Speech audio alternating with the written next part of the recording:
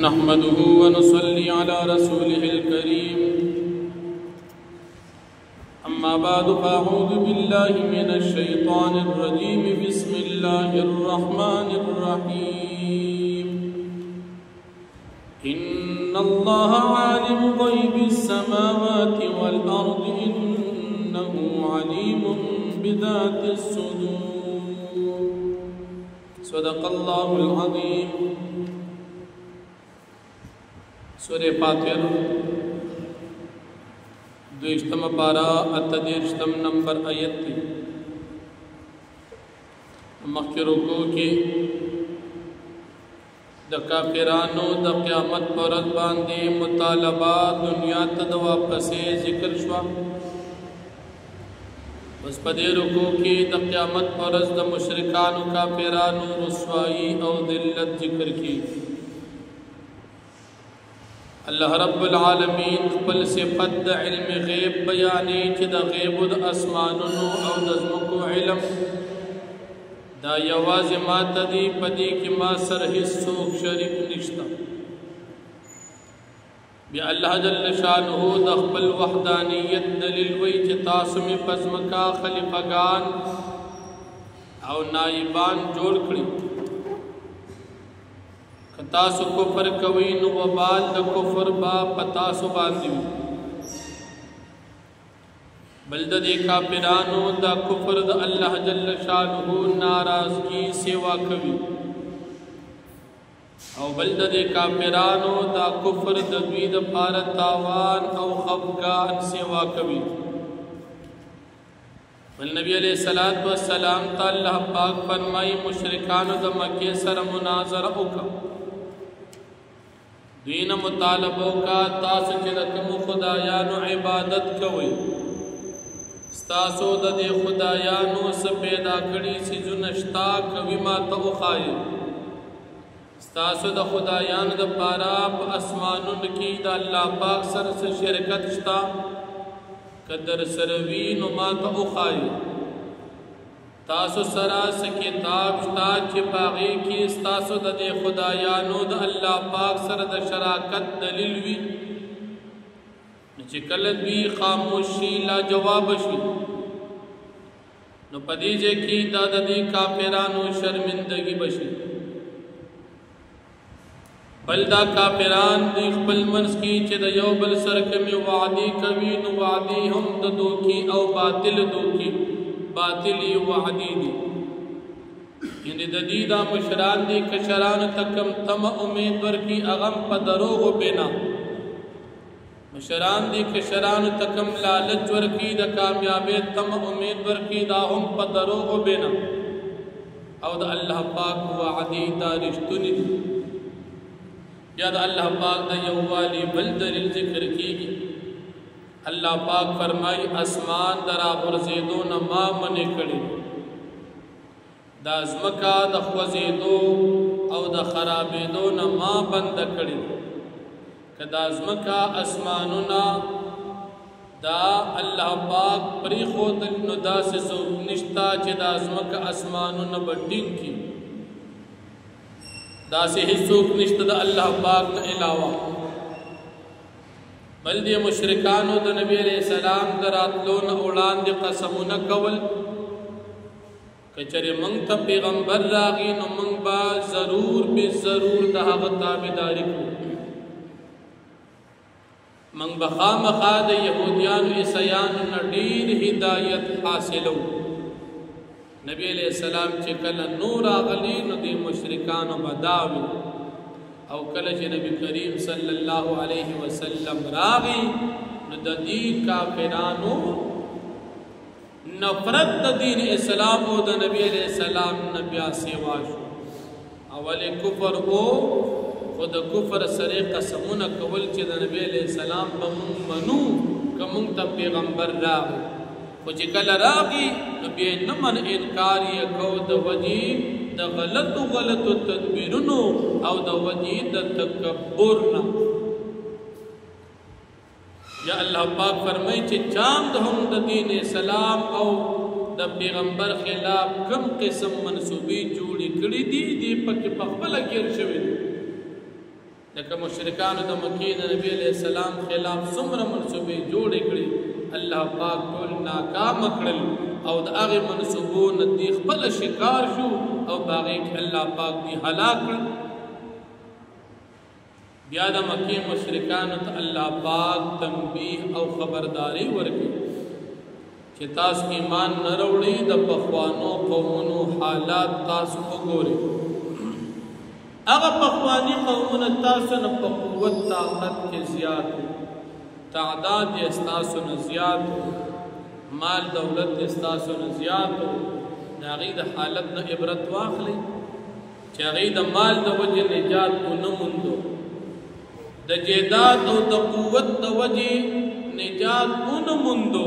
نو تاسو ولې تکبر کوئ، د پیغمبر خلاف دشمني کوئ؟ تاسو ته به نجات څنګه ملو شي؟ او د الله پاک قدرت دومره سوا چې هیڅوک د هغه مقابله نشي کولی. او بیا الله پاک د عذاب د رسته کېدو حکمت ذکر کوي. کافران کفر کوي، سره د کفر کولو الله پاک فوراً عذاب نه ورکوي. الله فرمایي که کله دې کافرانو کفر کولی او ما فوراً دوی له عذاب ورکولی نو په مخ د ځمکه به مې څوک نو پرېښي. ځکه چې کله یې کفر کولی، جرم یې کولی او فوراً یې سزا ورکولو ختمېدي به، نو په مخ د ځمکه به څوک پاتې نو.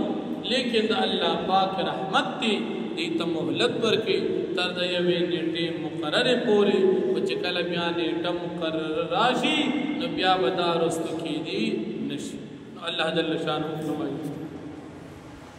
ان الله عالم غیب السماوات والارض، بشک الله پاک عالم دی په غیب د اسمانونو د ځمکو باندې.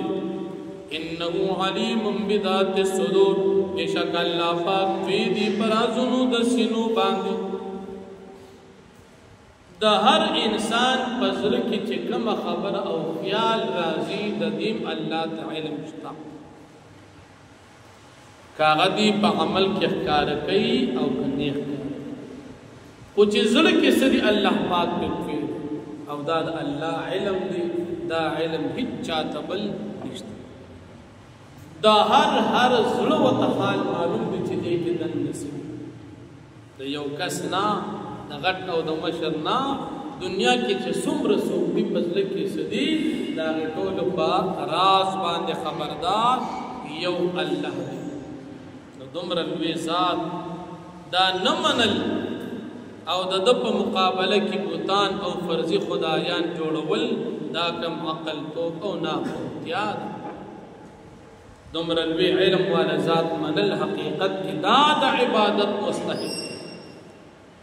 نو الله فرمائی انه علیم بذات الصدور، بشک الله پاک دی خبردار پر رازونو د سینو باندې. هو الذی د الله پاک هغه ذات دی جعلکم چې تاسې ګرځولی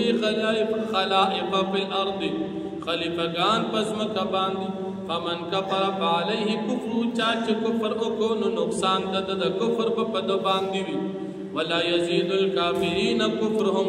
او نزیاتی د کافرانو د پاره د دوی دا کفر عند ربهم پنځ د رب د دوی